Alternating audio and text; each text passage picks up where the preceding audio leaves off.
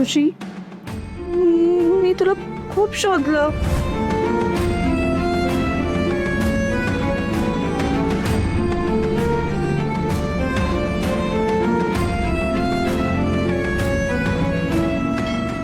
Weight, थांब ना. मला मंदिरात जायचंय.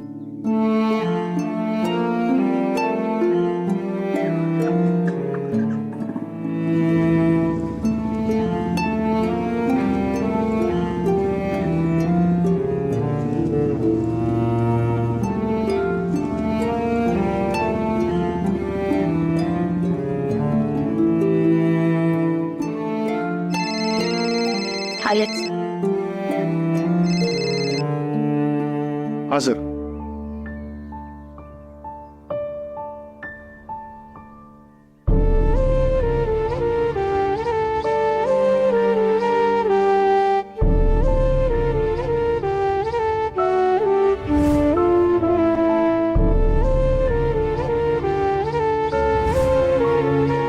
आपल्या इन्शुरन्सचं काही झालं का? वेद साहेब, काही गोष्टी फोनवरती डिस्कस होऊ शकत नाहीत. तेव्हा तुम्ही ऑफिसला या, आपण या विषयावर बोलूयाच. आम्ही संपूर्ण विचार केलाय. हे बघा सर, तुम्ही असा कुठलाही निर्णय घेऊ नका ज्याच्यानं आमचं नुकसान होईल, प्लीज. थांब.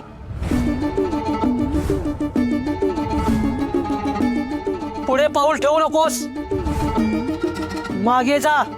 आणि इथे कशासाठी आलीस?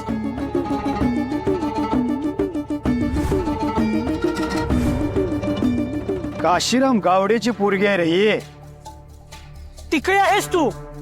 तुला कल्पना आहे ना का आलीस तू इथे? आणि आमच्याकडून आई अंबाबाईसाठी अखंड दीप संकल्प चालू आहे. पण तुझ्या या अपवित्र पावलानं आमचं मंदिर विटाळू नकोस. असं का वागताय तुम्ही? आई अंबाबाई जगत जननी आहे. आईलाच आपल्या मुलीचं विटाळ कसं होईल? ए, ज्ञानाच्या गोष्टी करू नकोस. जा इथून. आतापर्यंत गोदावरी फूडशी रिलेटेड ज्या सगळ्या पॉलिसीज होत्या त्या सगळ्या पॉलिसीज आम्ही तुमच्याकडून घेतलेल्या आहेत. लाखो रुपये इन्व्हेस्ट केलेले आहेत. मला असं वाटतं की तुम्ही या सगळ्याकडे स्पेशल केस म्हणून बघावं, आम्हाला स्पेशल केस म्हणून कन्सिडर करावं. हे बघा, कायदा मलाही कळतो, पण काहीतरी पळवाट असेल ना त्यातून. Sir, I request you, please तुम्ही तुमचं गुडविल माझ्यासाठी वापरा. एरविन तुम्हाला असं काही करायला सांगतो का? आणि सर, तुम्हाला जर हे जमणार नसेल ना, तर गोदावरी फूडच्या ज्या सगळ्या पॉलिसीज तुमच्या सोबत आहेत त्या सगळ्या मला बंद कराव्या लागतील. गोदावरी फूड सोबत काम करण्यात अनेक कंपनीज उत्सुक आहेत. गुरुजी, मी जास्त वेळ थांबणार नाही. मी दर्शन घेऊन लगेच निघेन. मला प्लीज देवीचं दर्शन करू द्या. मी हात जोडते तुमच्या समोर. चालणार नाही. ओ, माझी आई आणि माझा दादा संकटात आहे. प्लीज समजून घ्या ना मला, प्लीज. अशी कशी येशील तू?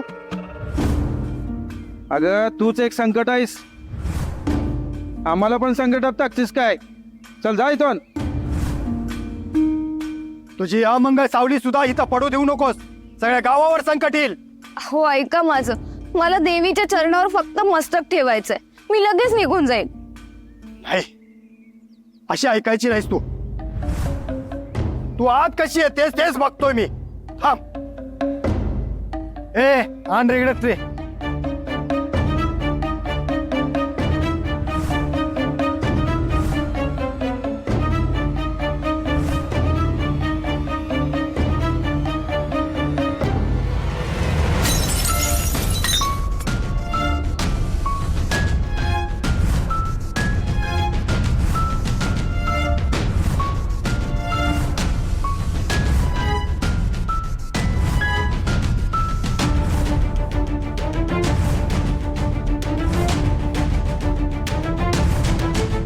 मी हात जोडते, प्लीज असं नका करू. ए, हात जोडू नको. चल निघ इथून. या मंदिरात टिकेला प्रवेश नाही. चल देव. आताच देवीला अभिषेक झालाय आणि आता श्री सूक्त पठण होणार आहे. या पवित्र कार्यात तुझा अशुभ सावली नकोय. प्लीज मला देवीचं दर्शन घेऊ द्या ना. मी फक्त देवीच्या चरणावर मस्तक ठेवेन आणि निघून जाईन. हट्टानं जर पुढे आलीस तर रक्तपंबाळ होशील. तुझा पदस्पर्श नकोय. पदस्पर्श होऊ द्यायचा नाहीये ना तुम्हाला? नाही होणार.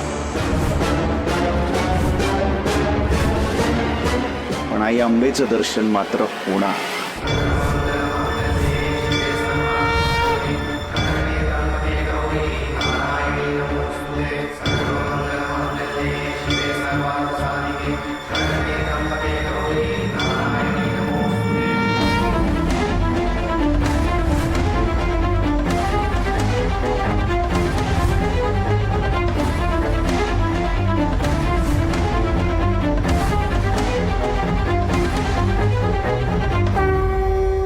वेद,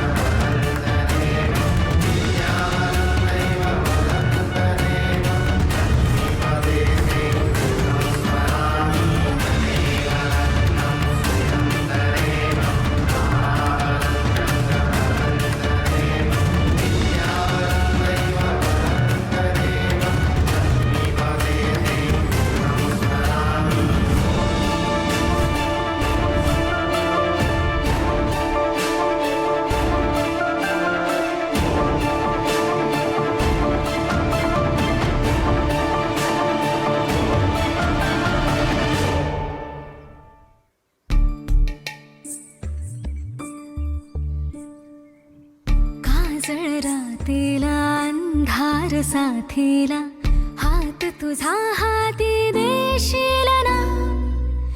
अवघड ही वाट शोधू कसा काठ पहिलं तिरा सांगणेशील ना. वादळ वारे झेलीन सारे होईन मी तुझ्या उन्हात सावली. जखमा तुझ्यानी भूंकर माझी तुझ्यात दुनिया माझी मी ग शोधली. अंगभर रूढी गोंधल्या आशा हातांच्या रेषात कोंडल्या दिशा. भोग जाईना जीव राहीना तुझ्या विना. प्रीत बहरू दे आज सखे बावरी मुक्त उमलू दे हळुवार ती कळी.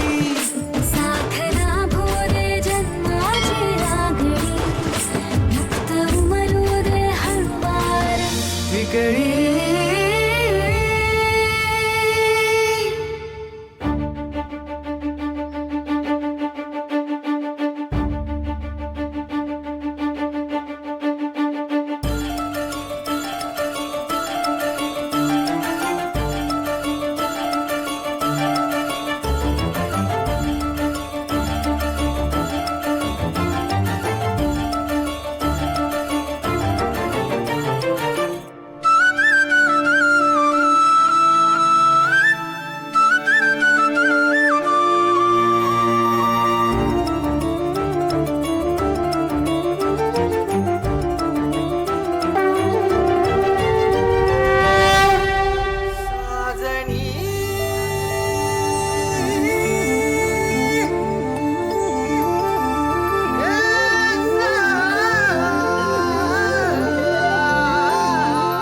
आई अंबे, तुझी लीला अगाध आहे. 7 जन्माचं माझं पुण्य म्हणून वेद सारखा नवरा मला तुझ्या आशीर्वादाने मिळाला. वेदमुळे मी तुझ्या चरणाशी येऊ शकले. आमच्यातील दुरावा संपू दे माते. ऋषीदादा बेपत्ता झालाय. आई वेडीपिशी झालीये.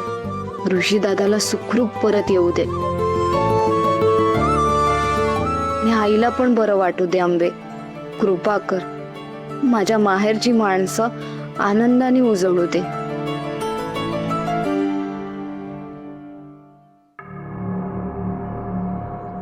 एखाद्या डासासारखी माझ्या कानाशी घो घो घो करत राहतेस बाई तू. बाद झालं आता. माझी छाती तडपली ते सगळं बघून.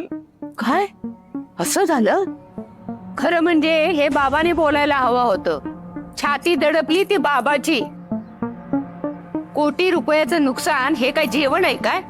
पण म्हणून सौरभला 2 थोबाडीत लगावल्या म्हणून बिघडलं कुठे? बापानी मुलाच्या 2-4 कानशिल्यात लगावल्या तर आकाश पातळ एक कशाला करायला हवं? खरं म्हणजे बाबाची मनस्थिती ठीक नाही, हादरलाय तो.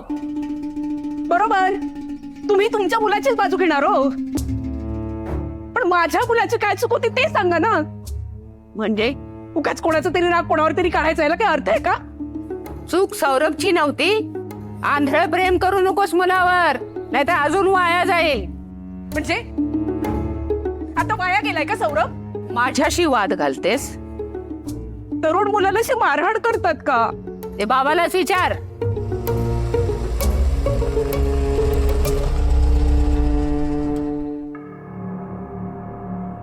बघ, आलास बाबा.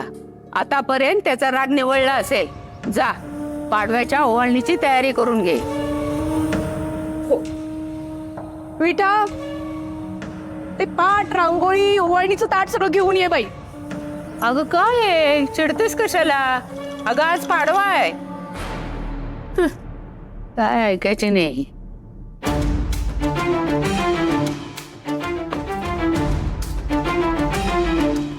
मला धमकी देतोस काय? अरे तुझ्या बारशाच्या घोगऱ्या खाल्ल्यात मी. माझे हात दगडाखाली आहे म्हणून वाचलास तू शंकर. तुझा सोक्ष मोक्ष लावण्याची वेळ आली आता.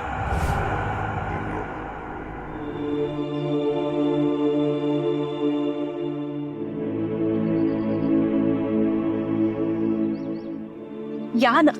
हात सोड. अहो रमीला माझा हात सोड. अहो बस नाही ते. बाबा ये, बैस पाटावर आणि औक्षण करून घे.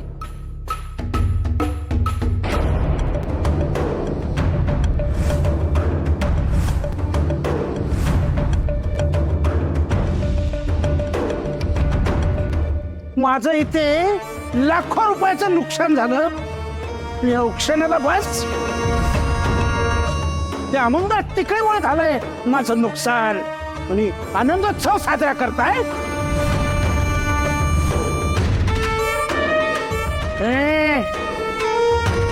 त्या अमंगळ तिकडेला इथून हाकलून दिली की नाही? लक्षात ठेव शंकर, जो जो माझ्या मार्गात आडवा आला ना तो कायमचा संपला. कळलं काय?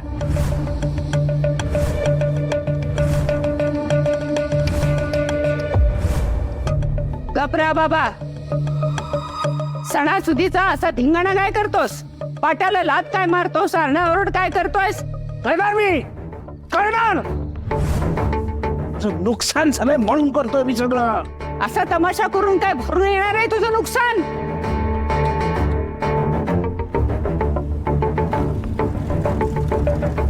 वेद आलाय, त्याच्याबरोबर शांतपणे चर्चा कर आणि पुढे काय करायचं ते ठरव.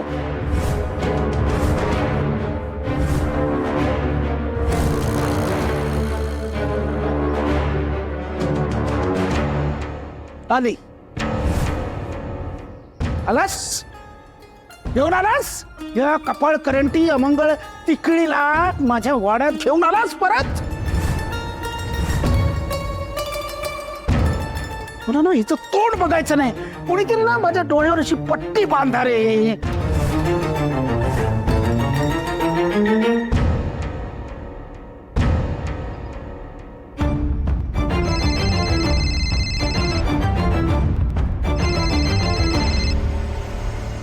हा सर. ओके. नाही, मला खात्री होती की तुम्ही कॉपरेट कराल. थँक्यू. वेद, इन्शुरन्स वाल्यांचा फोन होता का रे? काय म्हणाले ते?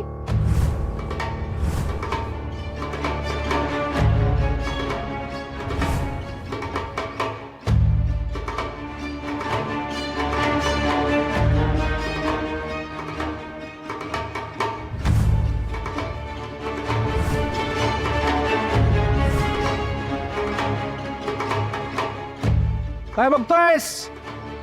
काय काय अवस्था करून घेतली आहे स्वतःची. व्यवसाय आहे ना आपला, नफा नुकसान या गोष्टी होत राहणार. एवढ्याशा घटनेने ही अवस्था करून घेतली तुम्ही. ए, बापाला अक्कल शिकवतस. बाबाराव खोत आहे मी, बाबाराव खोत.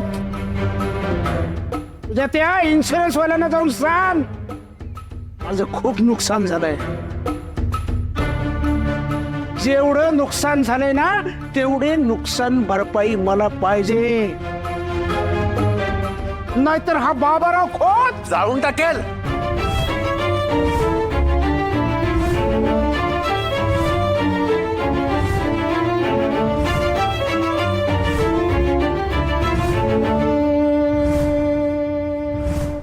हेच धमकी दिली ना ते इन्शुरन्स ऑफिसरला. आजी आपले हात दगडाखाली असताना ज्यांनी ते इन्शुरन्स ऑफिसरला धमकी दिली आहे. बाबा गरज आपल्याला आहे, आपल्याला नुकसान भरपाई हवी आहे. आणि तुम्हाला माहिती नाहीये का, एका सरकारी अधिकाऱ्याला धमकावणं हा एक गुन्हा आहे. हे बघ, एक मिनिट.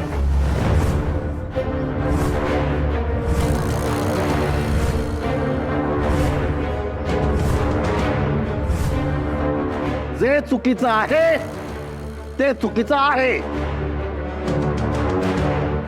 नशीब तो ऑफिसर माझ्या चांगल्या ओळखीचा आहे. त्यानं तुमचं बोलणं फार मनावर नाही घेतलं.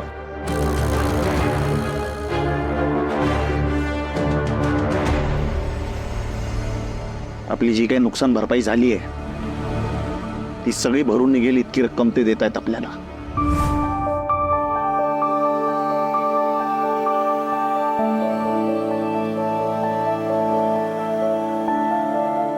त्यांचा माणूस चेक घेऊन वाड्यावर येतोय.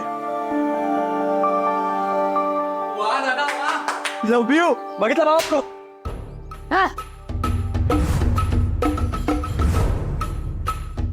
वेद, नुकसान भरपाईचा चेक मिळायला बरंच झालं. कुलस्वामिनीचेच आशीर्वाद. आणि गृहलक्ष्मीचा पायगुण.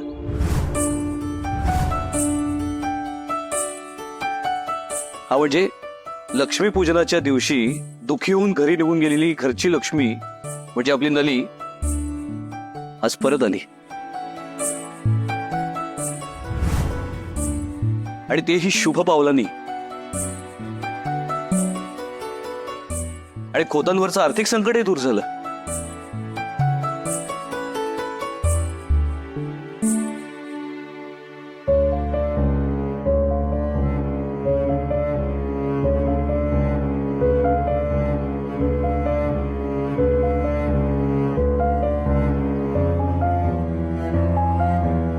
थँक्यू.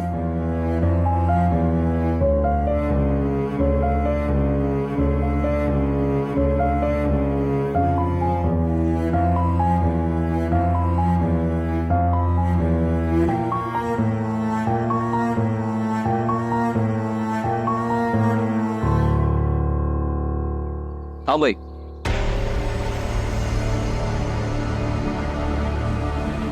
बाकी सगळं मान्य करतेस, मग हे का मान्य करत नाहीयेस?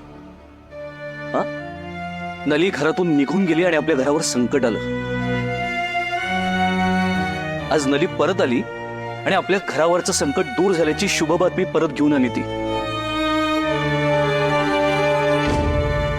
हा नलीचा पायगुण आहे हे तू मान्य का करत नाहीस?